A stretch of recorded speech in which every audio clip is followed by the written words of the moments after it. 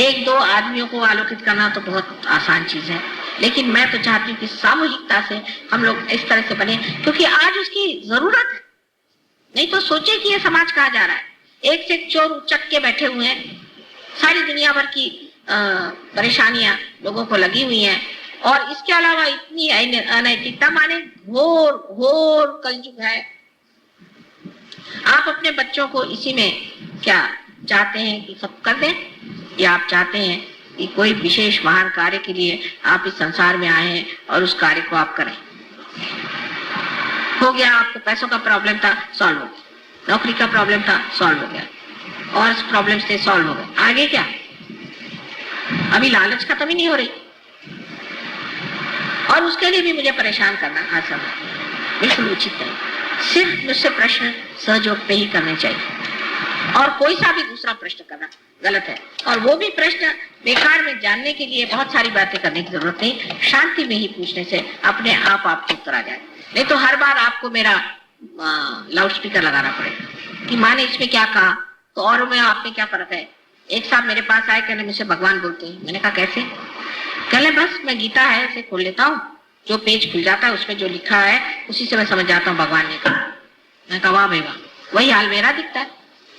Page खोल दो, माँ ने क्या कहा, ऐसा कहा। अब ये आपके अंदर सृजन शक्ति स्वयं है, आपके अंदर विचार शक्ति स्वयं है, आपके अंदर वो शक्ति है जिससे आप दुनिया को चमका सकते।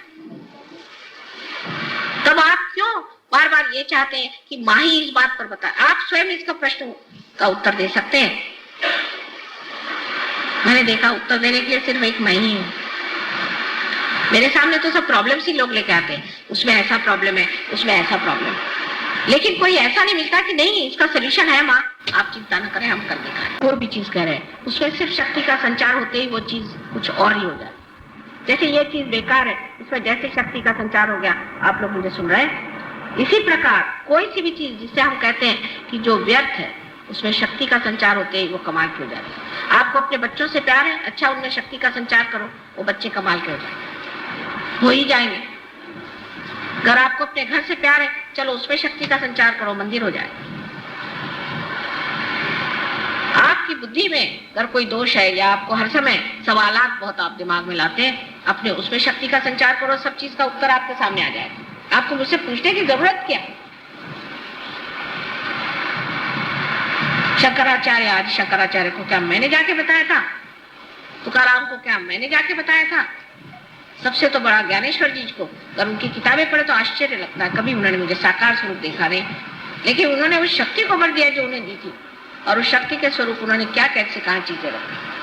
अगर आप अभी भी इसी साकार स्वरूप से ही संतृप्त है, आगे नहीं बढ़ सकते। आपको निराकार में हमें प्राप्त करना होगा, जिससे कि आपके अंदर की सृजन शक्तियां बढ़े। इसी को हम मानते हैं कि जो श्री गणेश को लोग कहते हैं कि हमारे महागुरु, उसकी वजह यही है कि उनकी शक्ति के संचार से हम स्वयं ही गुरु हो जाते हैं। हम कितने बार कहते हैं हम स्वयं के ही गुरु हैं, लेकिन ऐसे कितने लोग हैं मुझे नहीं दिखाते जो अपने टांगों पर खड़े हुए कह सकते हैं कि हाँ माँ ये चीज है, इसका हमारे पास उत्तर है, हम ही को इसका उत्तर मांगो। और जब वो देने लग जाते हैं उत्तर, तो ऐसे उत्तर होते हैं कि सभी दुनिया निरुत्तर हो जाए उनके आगे, क्योंकि जो उत्तर देते हैं इतने अहंकार भरे, इतने बेवकूफी के और इतने निम्न स्तर के होते हैं कि समझ में नहीं आता कि ये सहयोगी है कि कहाँ जाके। अश्रद्धा वालों को नुकसान होता है, ये बात है, नुकसान भी होता है, और उनको सीखना पड़ता है, उनको बहुत से लेसन्स लेने पड़ते हैं, समझ लीजिए। लेकिन वो भी होने के बाद, वो सब होने के बाद भी आप अगर जिंदगी भर स्कूलों में ही पढ़ते रहे तो आपको नौकरी कैसे मिलेगी? हर ईयर आप अगर फेल होते रहे तो आपको नौकरी मिल ही नहीं सकती। परमात्मा आपको क्यों अपना नौकर बनाएगा? क्योंकि आप कहते हैं प्रभु तुम मुझे अपना माध्यम बना लो। भाई वो भी तो सोचते हैं कि माध्यम किसे बनाया जाए। ऐसे डिफेक्टिव लोगों को क्या जरूरत है माध्यम बना करके हर बार आफत हो,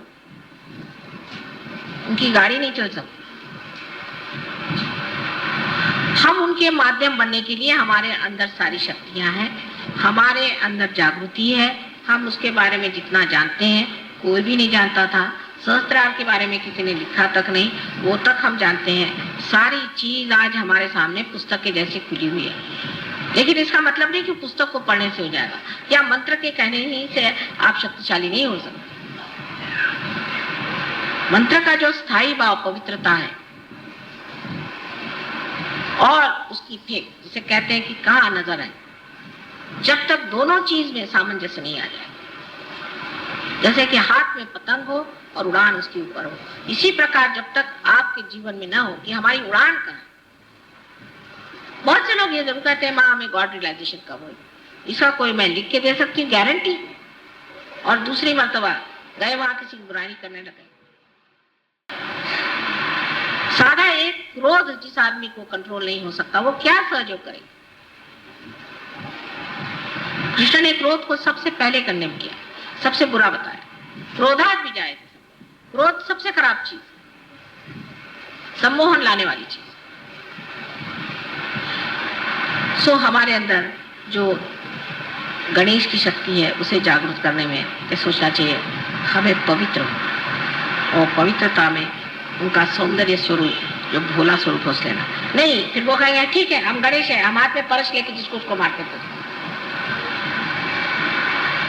वो शक्ति आपके पास नहीं, वो परस आपके हाथ में नहीं है। वो जिस दिन आपके हाथ में आएगी तो आपके हाथ में परस दिया जाएगा। अभी जिससे आप मार रहे हैं वो आप ही का भूत आपको मार रहा है। आप भूत हैं जो आप चीख रहे हैं, चिल्ला रहे हैं और गुस्सा कर रहे हैं, दूसरों को मार रहे हैं। ये गणेश शक्ति होनी चाहिए, क्योंकि आपको पता ही नहीं आप किस पे चिल्ला रहे हैं, क्यों चिल्ला रहे हैं, क्या कर रहे हैं। ये जिस आदमी का इस तरह से दिमाग खराब है उसे सहयोग में छोड़ के पागल खाने में चला जाना चाहिए, उसका स्थान यहाँ पर नहीं। जो आज का भाषण है उसमें धार है उसी परस की, समझ लीजिए। हमें तो ये अधिकार, आपको अधिकार नहीं कि आप इस परस को वहां दुनिया भर में घुमाते फिरे। अपनी नाक काट लीजिएगा, अपने कान काट लीजिएगा, किसी को आप काट नहीं सकते। सहयोग में जो भी आदमी ऐसा होता है उस पर दुनिया थूकती है, हंसती है, मजाक करती है, पीठ पीछे उसकी निंदा करती है, और ऐसे लोग सहयोग से बहुत जल्दी घाट उतर जाते हैं। अपनी वाणी अत्यंत सुंदर स्वच्छ होनी चाहिए, अच्छी होनी चाहिए, मधुर होनी चाहिए, पर उसके पीछे में छल कपट नहीं होना चाहिए। जैसे बिजनेस वाले, भाई बहुत अच्छे आप आइए, पान खाइए, फलाना खाइए और जेब खाली करके जाइए।